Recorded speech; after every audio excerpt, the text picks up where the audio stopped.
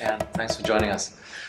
Just for some clarity around regulations being pushed through RDR specifically, does the FSB have any more clarity on when it will push through and what it will entail? Well, we're making pretty good progress on the first phases of retail of the RDR. The intention has always been that it will be implemented over a number of phases. So most of the instruments that will implement phase one are already up for consultation, and we're hoping will still be implemented in the course of this year. The rest of the timing is to a degree dependent on a broader set of regulatory reforms, the rollout of the Twin Peaks financial sector legislation, and so on. So we're piggybacking on some of those big developments, and there are some dependencies. But I guess, you know, the objective of RDR is really to just take a fresh look at the way financial products are distributed and the way financial advice is provided to people, and make sure that the system is really driving good outcomes for customers, that it's enabling access to the right quality of advice, the most appropriate forms of distribution, effective forms of distribution, but also importantly that it works for the advice industry and for intermediaries. Because if we don't have sustainable business models for providing financial advice, we're going to undermine our own objectives. Having said that, though, it's really important that we strip out some of the conflicts of interest that are built into the current distribution frameworks, and some of the complexity. We've, over the years, some extremely complicated types of relationships have developed between customers, product suppliers, and advisors. And we think it's time to step back, analyze the full value chain, and just understand who's adding what value to the customer, what is the role each party in the value chain is playing, and who should be paying for that, how should they be paying for it, and is the customer at the end of the day getting a fair deal, and at the same time, is it sustainable for the financial advisors? So many of the small guys will say that the small brokerages will say that it's not sustainable and they are being pushed out of business, and the big companies are being placed at the center of these regulatory changes. What would your response to that be? No, not at all. Really not at all. I think if anything, some of the smaller advisors should be feeling quite good about the RDR, because one of the things that we're looking to do is to shift the balance between the responsibility of the big product suppliers for customer outcomes as opposed to putting all of the burden for a good outcome on the financial advisor. So we're doing a lot more rebalancing.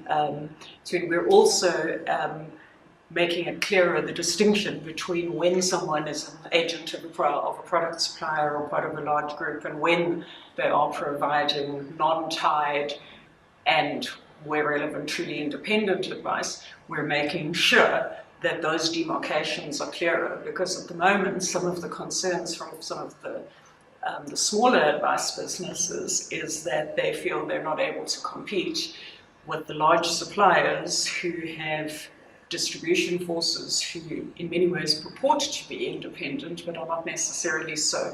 So I think it's really about trying to clean up the unclear distribution models that are currently existing in the industry.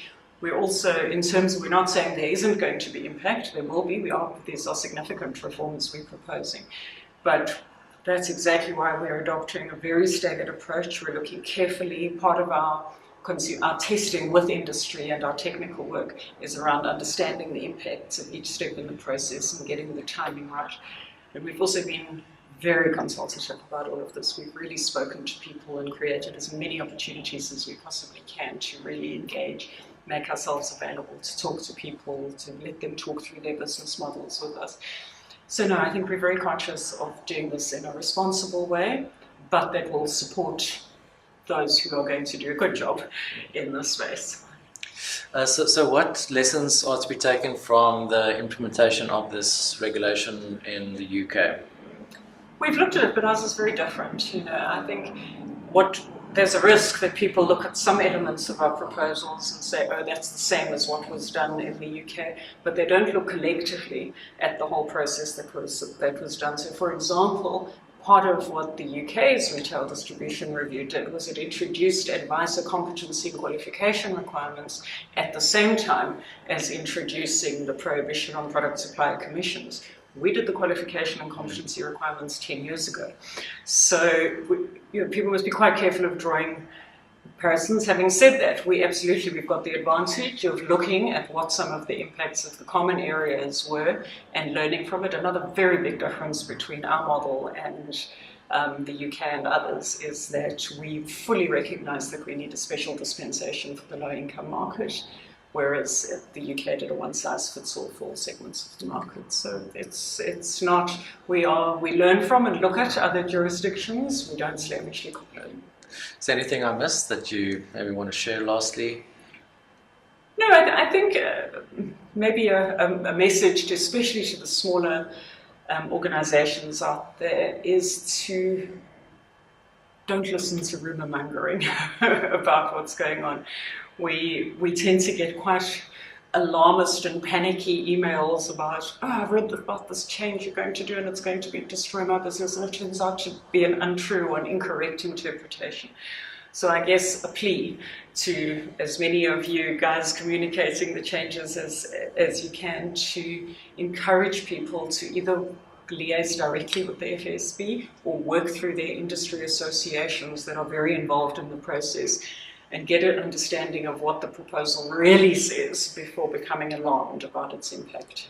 Just lastly, what would your advice be to a broker from moving, say, from then a remuneration-based to the fees-based model then? How should they, what are the first steps they should look at? I think they should be very carefully thinking through what is their value proposition to their customers. Because customers are paying for that advice now. They're paying for it in a different form and it comes through in different ways.